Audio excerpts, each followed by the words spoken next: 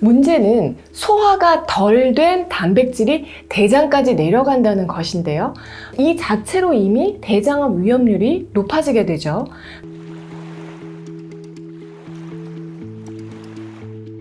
안녕하세요. 정세현 한의사 라이프 레시피 정나래입니다.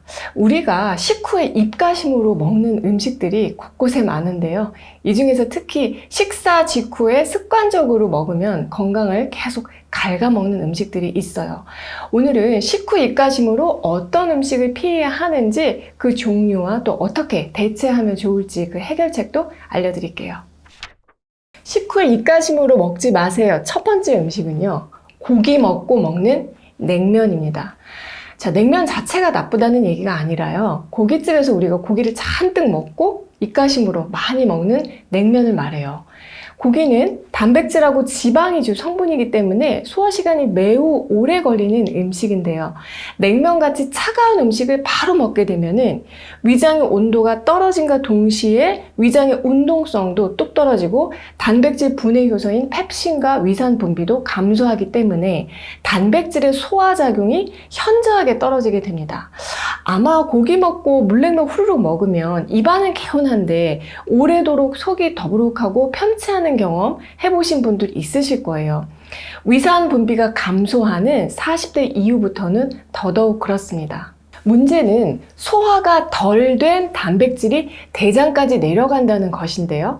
소화가 덜 된 단백질과 담즙산이 범벅이 되어서 대장에 딱 도달하면은 유해균에 의해서 부패되면서 트리메틸라민, 암모니아, 유화수소, 니트로사민 같은 독소와 발암물질을 생성하게 됩니다.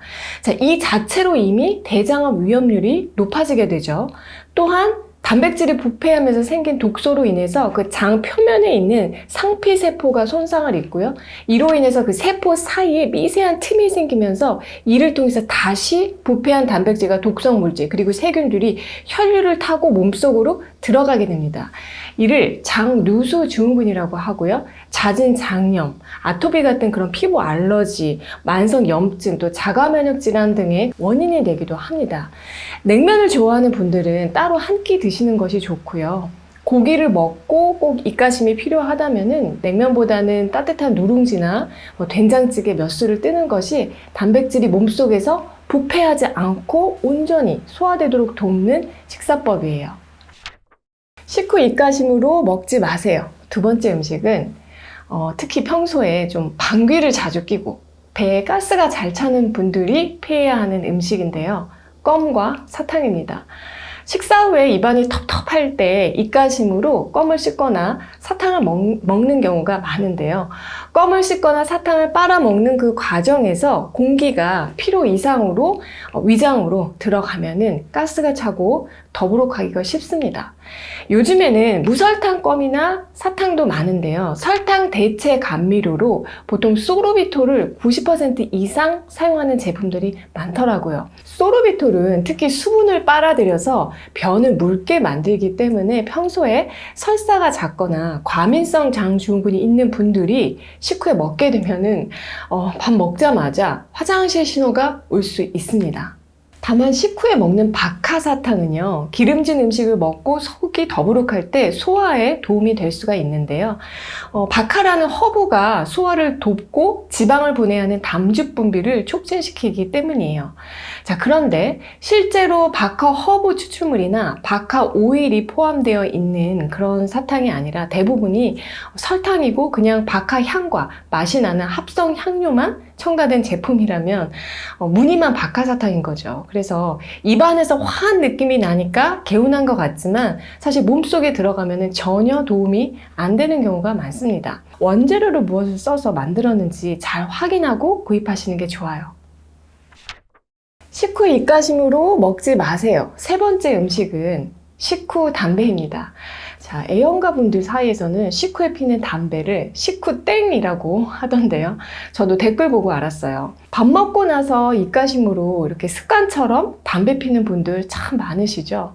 식사 후 담배가 가장 맛있다고 하는데 그 이유는 그 담배에 페릴나르틴이라고 하는 그 감미료가 첨가당으로 들어가 있고, 우리가 이제 식사 후에 왕성하게 분비되는 그 침이 이 감미료를 녹이게 되면은 단맛을 내기 때문이에요. 그렇지만 담배가 백해무익하다는 것은 우리 모두가 알고 있죠. 그 중에서도 특히 식사 후 위장관이 이 소화흡수 기능이 활성화된 상태에서는 담배의 그 독성 물질도 더 빠르게 신속하게 흡수되면서 암 발생 위험을 더욱 높일 수가 있기 때문에 정말 수명을 단축하는 일이라고 할 수가 있습니다. 또 식사 후에는 음식물을 소화하기 위해서 산성을 띠는 위산이 다량 분비되는 시간인데 담배는 결정적으로 식도 관략근을 약하게 합니다. 밥 먹고 배가 빵빵하게 부른 상태에서 위산은 잔뜩 나오는데 식도 관략근이 느슨해지면 어떻게 되겠어요? 뜨거운 위산이 헐거워진 관략근을 뚫고 위로 올라오는 위산 역류를 불러일으키고요. 이러한 상황이 계속 되풀이되고 반복되면 식도 점막에 상처와 염증이 잘 낫지 않고 속쓰림과 궤양, 만성 소화불량 같은 질환으로 이어지게 됩니다. 식후 입가심으로 피는 담배 정말 웬만하면 끊으셨으면 하고요. 금연하시면 더 좋습니다. 식후 입가심으로 먹지 마세요. 네 번째 음식은 여러분 커피입니다. 특히 점심 식사 마치고 바로 커피 한 잔씩 마시는 분들도 적지 않은데요. 현대인의 식습관 중에서 식후에 마시는 커피가 뼈를 약하게 하는 주요한 원인 중에 하나예요. 커피 속의 탄닌과 카페인이 칼슘 흡수를 방해하기 때문입니다. 그래서 제가 예전에 커피 마시는 법 그 영상에서도 커피 마실 때 칼슘 흡수를 보완할 수 있는 방법을 알려드렸었는데, 칼슘을 비롯한 몸에 좋은 각종 미네랄 성분이 풍부한 그런 샐러드나 나물 반찬 등으로 건강한 식사를 먹었는데 커피를 바로 마시면은 진짜 애써 먹은 것들이 다 무용지물이 될 수가 있어요. 뿐만 아니라 커피 속의 탄닌은 철분과 만나면은 탄닌 철을 형성해서 철분 흡수율을 절반까지도 떨어뜨립니다. 그래서 매달 월경을 하는 여성이나 자궁근종, 빈혈이 있는 분이라면은 식후에 입가심으로 마시는 커피는 더더욱 피하는 것이 좋아요. 철분제나 칼슘제, 비타민 D 같은 영양제를 사서 먹는 것보다 내 몸에 영양소를 빼내가는 그런 습관을 끊는 것이 더 중요하겠죠. 커피를 좋아해서 꼭 마셔야 한다면 식사 직후보다는 식사 후에 1시간 정도 지났을 때 드실 것을 추천드리고요. 녹차나 홍차류는 또 어떤가요? 물어보시는 분들이 꼭 있어서 말씀을 드리면, 녹차, 홍차류도 커피와 비슷한 성분들이 있기 때문에 역시 식사 직후에 마시는 것은 피하셔야 하고요. 대신에 탄닌이나 카페인이 없는 차들은 식후에 바로 드셔도 좋은데 루이보스티, 민트티, 로즈마리티 같은 그런 허브차가 해당이 됩니다. 오늘은 우리가 무심코 식후에 입가심으로 먹는 음식들 중에서 습관적으로 먹으면 없던 병도 생기게 하는 것들을 알려드렸는데요. 뭐였죠? 고기 먹고 먹는 냉면, 식후 커피, 식후 담배 꼭 피하시면 좋겠고요. 특히 과민성 장증후군이나 속이 쉽게 더부룩하고 가스 잘 차는 분이라면 식사 후 껌이나 사탕도 역시 주의가 필요합니다. 여러분, 오늘 내용이 도움이 되셨나요? 올해도 정나래와 함께 슬기로운 식지생활 잘 하시고요. 저는 다음에 또 좋은 내용으로 찾아뵐게요.